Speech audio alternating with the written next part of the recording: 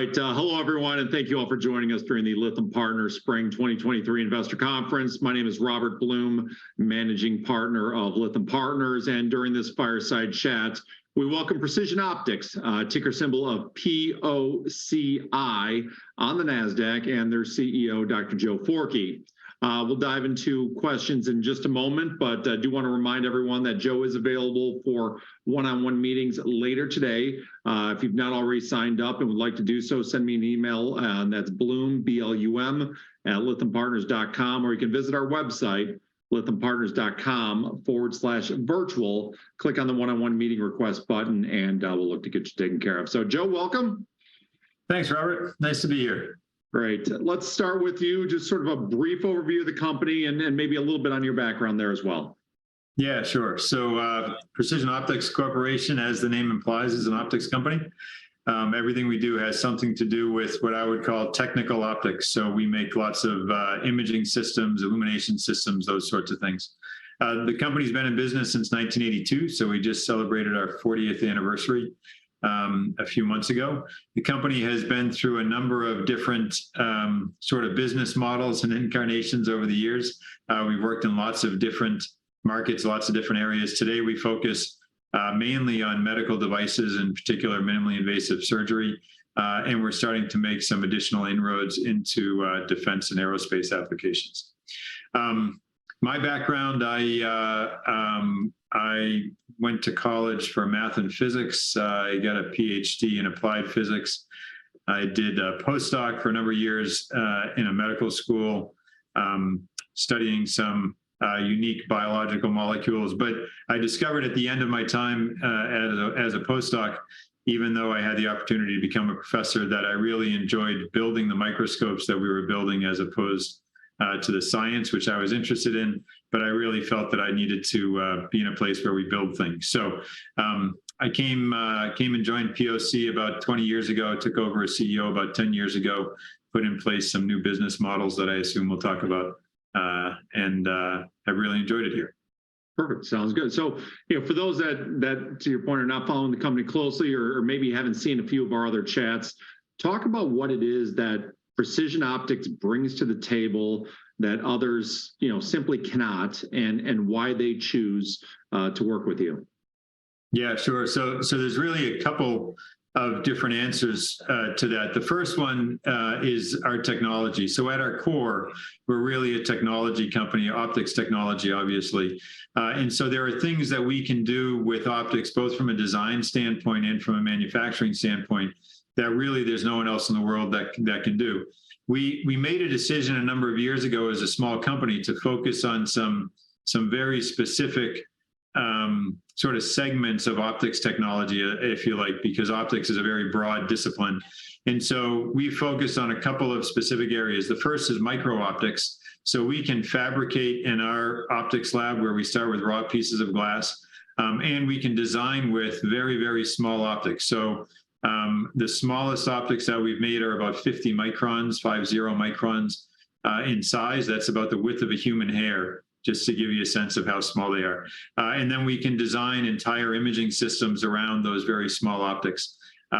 Having the design capability and the manufacturing capability in the same company is critical because a lot of the particular technology we have for micro-optics, we also use when we're doing the manufacturing. So micro-optics is one of the technology areas. The second area is in the area of 3D endoscopy. We did the very first 3D endoscopes for Intuitive Surgical, which is the great big robotic company that makes the Da Vinci robot. We did that back in the late 90s. We've been developing the technology for 3D endoscopy ever since. And so we have a special capability in that area as well. Then the third area is a little broader, but it's still very specific. It's for digital imaging in general. And really we're focusing this on endoscopy systems that use imaging sensors that go at the distal end of the endoscopes. And so when you put these different technologies together, we become a very attractive partner to companies in the medical device space that want to be using next generation technology for their imaging systems, in particular, minimally invasive imaging systems. The other thing that makes us quite unique is that we have a full service capability here, is what I like to say. And so we can take a program from the very early stages of the development. Our ideal customer comes to us when they just have a concept. And so we can take that concept that they have all the way through the development process. We can support them as they go through the regulatory requirements for medical devices, and now more and more in defense aerospace. And then we can roll that into the full manufacturing capability that we have in-house with all the quality and regulatory requirements that go with it. With some of our recent acquisitions, we also have incorporated and expanded our capabilities sort of laterally so that we can do all of the different technical disciplines that are required to support the core optical capability. So we have the mechanical capability, we have the electronics capability, and again, we put that together with the vertical integration to be able to do the entire program from concept all the way to mass manufacture, and that makes us a very unique partner for our customers. Let's talk a little bit about the business model here. A few years ago, you sort of transitioned the model to work very closely with key medical device defense companies at sort of the very early design stage of these projects. Talk about what that has meant for the business and how it sort of drives the outlook going forward here for the company. Yeah, sure. So the business model is pretty straightforward to describe. So I already said we're a technology company. So companies come to us, our customers come to us because of the unique designs and the unique capabilities we have to develop next generation products. So we engage with our customers right in the beginning of their development stage. We charge them for all of our engineering work. And so our engineering team is a profit center for the company. But more importantly, the development work that we do rolls into the production. And so we have an entire production team and an entire operations team that allows us to take these programs and do the production once the development is completed. Importantly, the intellectual property that we bring to the program and any intellectual property that we develop during the program, we maintain ownership of, and we maintain the ability to use these technologies for other customers. Now, sometimes we have to negotiate with a customer to give them licenses for the particular application that they're using, but by and large, we maintain ownership of the technology. And the reason we can do that is because the technology that we're bringing at the outset is very unique and very unusual, and so it attracts companies and customers to come and work with us. This approach obviously is very beneficial to POC because what it means is that we have an engineering pipeline that continues to develop products that go into our production line, and we can expand our production side of our business as new programs come in. So the movement of these programs from the product development pump, if you like, or the product development engine into production is a natural way for us to continue to increase our revenues and to grow as a company. This model works very well for our customers because they know right from the very beginning of the program that they have a partner that's going to be able to not only design the product, but also manufacture it in the auspices of a fully controlled, fully regulated system and an operation that satisfies all of the requirements that you need for a medical device or for a defense aerospace application.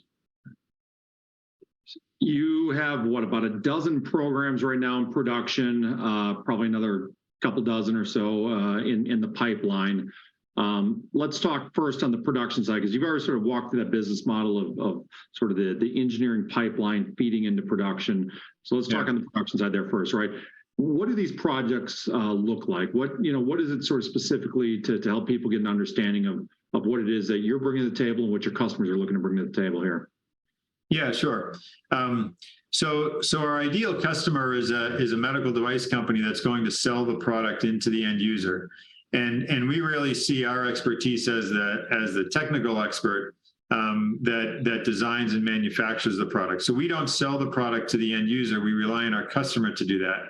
And so they come to us with various ideas for new products and new surgical modalities that can be used in the marketplace. We always, incidentally, go through our customer's business plan because we have limited resources in our engineering pipeline. We want to be sure that we're using those resources on programs that we expect are going to be successful in the marketplace and with customers that we believe have the the infrastructure, and the resources to be able to bring those products to market. So to give you a couple of examples of programs that are in production today, I would start with a couple programs that we've been doing for many, many years. These programs I always use as examples of the sort of long-term part of the business model, which is that once a program gets into production, once a product gets into production for medical device, it tends to stay in production for many, many years. So we have one program that we've been, a product that we've been making for over 20 years.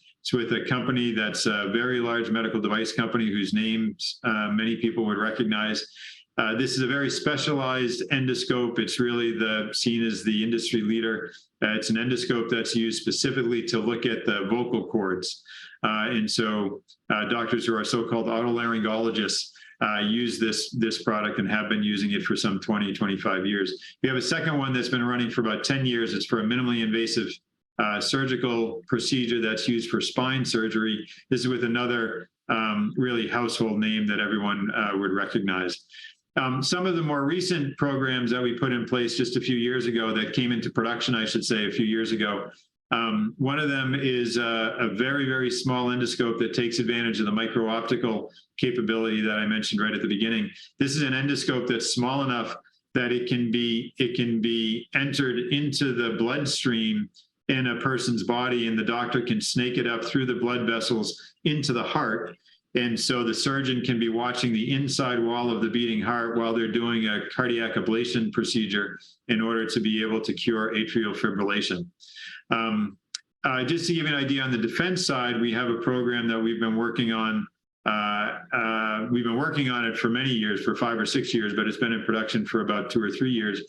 This is a product that, again, takes advantage of our micro-optics capability. It's a very complex optical system. There's actually 2 components to it that have both glass optical components as well as some mechanical parts. We don't know what it's used for, but our customer is one of the 5 largest defense contractors in the country, and they're very happy with the performance. They gave us initial production orders of about $1 million or so, and we announced just a few months ago, I think back in December, that we received a much larger follow-on order for about $2.5 million, which we expect will run for about the next 12 to 18 months.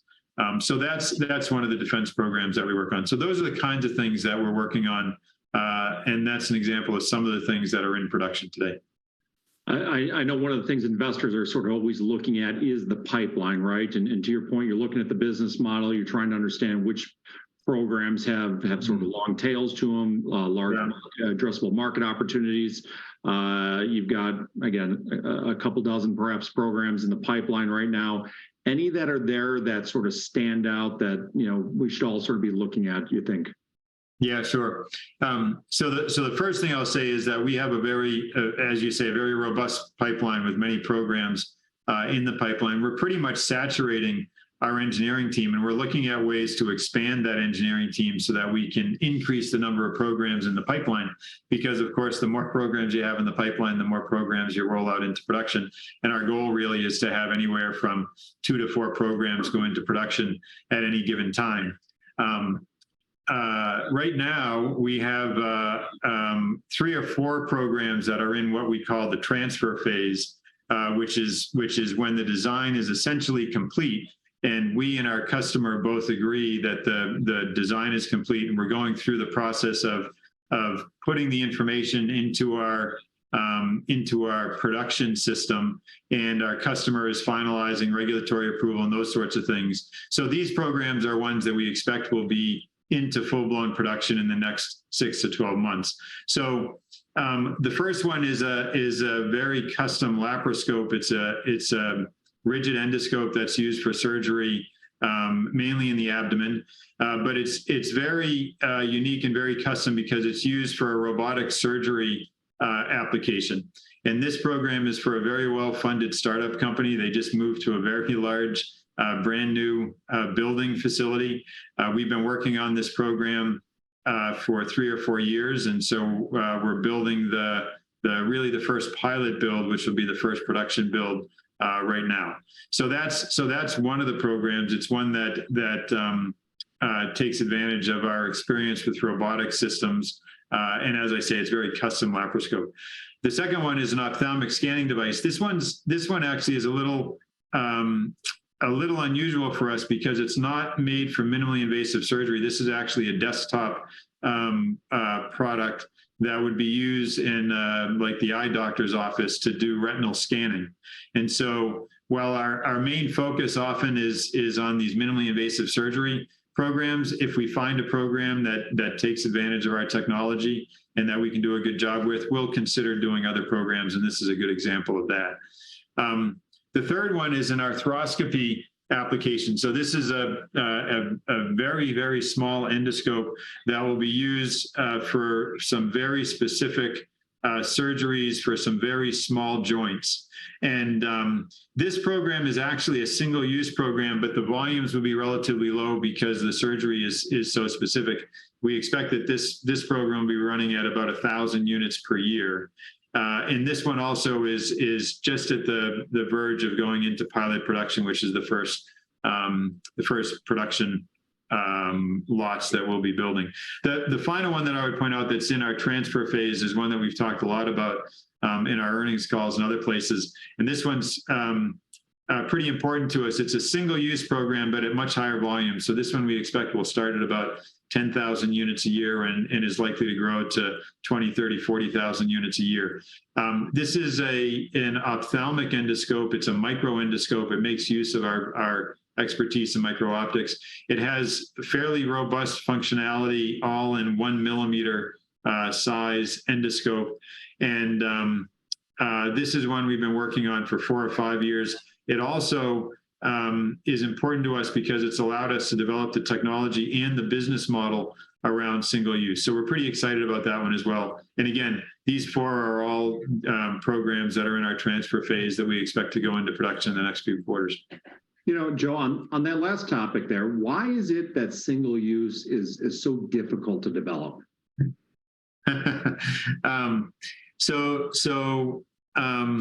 Everyone is interested in single use in the medical device space these days, it seems like. And there are a number of benefits to single use, not the least of which, of course, is that you virtually eliminate the possibility of cross-contamination between patients. But there are a number of other benefits as well that have to do with the quality of the image that you see is coming from a brand new scope. And the inventory requirements for the hospital are much simpler if they simply buy the product, use it, and then discard it, as opposed to having to sterilize it and do all sorts of other things to it. The reason that single use is so difficult ultimately comes from the fact that the cost of the single use product has to be such that it can be supported by the individual procedure reimbursement rate. And so all the reimbursement rates, of course, are set by Medicare and Medicaid and the insurance companies. And there are specific reimbursement rates for each procedure that's done in a hospital. Using a reusable scope, the hospital is able to amortize the costs of that scope, which of course has to include re-sterilization and re-inventorying and sometimes repairing. But even with those added costs, the hospital can amortize those costs over many, many procedures. With a single-use device, you have to get the price point low enough that it can be supported by the per procedure reimbursement rate. And so what that means is that there's great pressure on the cost elements of the devices. And so in addition to POC developing technological advancements to get better images or smaller images, we also have been looking at advances in the technology to reduce the overall cost of the product once it goes into production. So we've been looking at things like automation. We've been looking at things like simplifying the design. We've been looking at things like reducing the size. It turns out a smaller size imaging sensor will have a lower cost because the image sensors are made on wafers. So if they're smaller size, you can get the per unit cost smaller. So the technology to make the smaller wafers fits very well with our technology to make smaller optics and smaller optical systems. So it turns out that the things we were developing for micro optics fit very well with the kinds of designs you need in order to drive the price down, which is critically important for being able to satisfy single-use requirements. Okay. Let's sort of transition here a little bit. You reported fiscal Q3 numbers the other day. Again, for those that are not aware, you have a March, that was for the period ended March 31. You have a June 30th year end. In the report, you had record production revenues. What type of outlook do you have for the rest of the year? Again, sort of going into the fourth quarter, and any commentary you may have provided as it relates to fiscal 24 as well. Yeah, sure. So everyone, of course, would like for every program to start at a nice production level and then ramp up without any interruptions. But of course, that isn't quite how the real world works, right? So we have a number of programs that are in production. We have many more programs in production today than we did even a year or 2 years ago, which is why our overall revenue is much higher than it was, and why we had record production revenue in Q3. We've talked publicly about the fact that some of our programs, for various reasons, will be pulling back a little bit on the production rates. We have some programs where there are some redesigns that are happening. We're glad to be able to report that we're heavily involved in the redesign and will be a supplier of choice once the redesign is completed. We have some other customers who responded to the end of the pandemic by rebuilding their inventory as fast as they could, and now they have a little bit of excess inventory. So we have a couple of programs, couple of customers who will be pulling back a little bit in the next couple of quarters. Luckily, we have these programs that I just ran through that are going into production in the next few quarters. So overall, what we expect on the production side is that the next quarter or so after the third quarter, so the fourth quarter we're in now, we'll see pretty level production rates where we see sort of a trade-off between a couple programs that are pulling back a little bit and some new programs that are coming online. Over the next 3 or 4 quarters and into fiscal 2024, overall, we expect to see a continuation of the kinds of growth rate that we've seen over the last couple of quarters, because ultimately these programs that are slowing down a little are going to come back, and we're going to have these new programs on top of those continuing to drive the kind of increase in revenue that we've seen over the last couple of years. All right, perfect. As you've been growing here, you've also been expanding the management team. I think for the first time ever, you brought on a new COO. At the same time, you're looking to hire a full-time CFO. Talk a little bit about sort of just the overall maturation of the company and sort of these key hires here. Yeah, sure.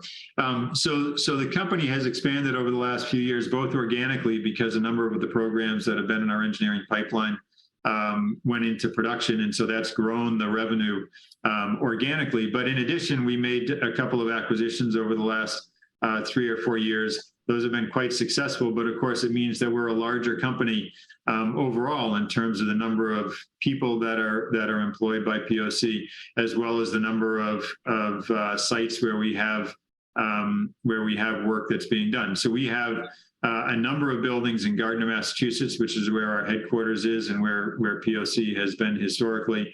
The first acquisition we made a few years ago was of a company called Ross Optical, which is in El Paso, Texas.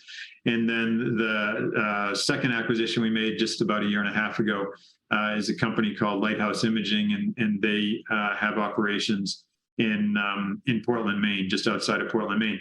So both because of the organic growth and also because of the acquisitions and now having multiple sites in multiple locations, we're working very hard to ensure that we integrate these companies and grow our base in a way that will allow us to operate efficiently, maximize profits, and maximize time to market for new products. And it became clear that we needed some additional management help to do that. I have to say that the employees at the company are very excited about the growth of the company and are very engaged in updating our procedures and our tools to be able to work more efficiently as a larger company. And I'm really pleased that we were able to recruit Mahesh Lawande, who's our, as you pointed out, our first ever COO. And we are working through the process of recruiting a new CFO. And I think we'll probably have some announcements on that relatively quickly. So we've got an expanded management team and a group of employees who are excited about the growth. And I think this will help us to become a better, larger company as we move forward. Yeah. Joe, something you just touched on here a moment ago, sort of the acquisitions, which I know we've talked about in earlier discussions, but yeah. What is sort of your viewpoint on additional acquisitions going forward here? Yeah. So the first thing I'll say is that we do believe that there are other potential targets out there. The optics industry in general is fairly well fragmented. There are lots of small operations that have unique technology. I think there are some strategic directions we could look in order to further expand the horizontal or vertical integration, right, to expand on the technical capabilities that we have. So certainly we are interested in looking at additional acquisitions. I will also say at the same time, we don't have any particular requirement to make acquisitions on any particular time frame or any particular schedule. And really the reason for that is that we see the ideal acquisitions as those that we do on an opportunistic basis. And the things that we think are really critical, because we're a small company, the culture of any acquisition is important, because ultimately for technology companies, it's the capabilities of the people that's really important. And as small companies, if the cultures don't fit well, there can be great damage to both the acquirer and the acquiree. So we look very carefully at culture. It obviously has to make sense from a financial standpoint. So that's the second thing that we look at. And then the third thing is that it has to make sense from a business standpoint. As I already said, we would be looking at ways to expand the technology, to expand the markets, those sorts of things. So we know that there are lots of potential targets out there. We have those three criteria that we're looking at them with, and we won't hesitate when we find a good opportunity going forward. Fantastic. We've only got a couple of minutes left here. Sort of the biggest challenges you face as you grow this company right now. Yeah, it's really the growth itself that is the biggest challenge. As I already said, we're in the fortunate position that I think it's fair to say that across the board, all of our employees are excited by the growth. They also recognize that we have to mature as a company in order to take maximal advantage of the increase in our size. And so really managing that growth, getting new IT tools up and running to be able to perform in an optimal way. Those are the sorts of things that really are the biggest challenges that we have today. And again, bringing on a COO and getting a new permanent CFO, I think are critical aspects to getting through those challenges. None of the challenges, I don't see any of the challenges as major issues, but they are the things that we're focused on today, because we think that we can perform better in terms of profitability and bottom line performance if we get some of those things operating more efficiently. All right. Any final takeaways here as we wrap things up? Yeah, I mean, the only thing I would say, it's probably come through in my answers already. It's a pretty exciting time for Precision Optics. I mentioned in the beginning, we just celebrated our 40th anniversary. Anyone who wants to hear about all of the history of the company, I'm happy to spend a long time talking about that. But we're in sort of a new phase now with this new approach that we put in place some 5 or 10 years ago. It's starting to have some impact. Certainly, we're pleased to have completed a couple of successful acquisitions. So it's really an exciting time here at POC, and we're really excited to be moving forward in a positive way. Fantastic, Joe. I always enjoy our conversations. Thank you so much for the time today. To anyone out there that has not already signed up for a one-on-one meeting today and would like to do so, shoot me an email. Again, Blum at lythampartners.com. Visit the website, lythampartners.com/virtual. Click on that one-on-one meeting request button. We hope everyone enjoys the conference. Joe, thank you very much. Greatly appreciate it. Thank you, Robert.